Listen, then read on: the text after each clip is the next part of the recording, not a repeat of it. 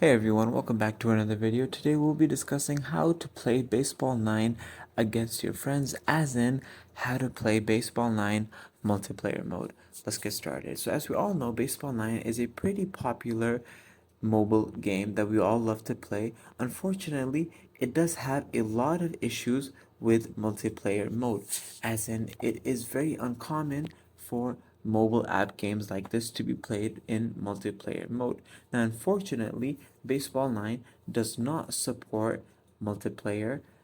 It would be very fun if it did, but unfortunately, it does not support multiplayer option, as in you cannot play this game with your friends or with people around the world. It only supports single player mode, as in only one person can play at a time.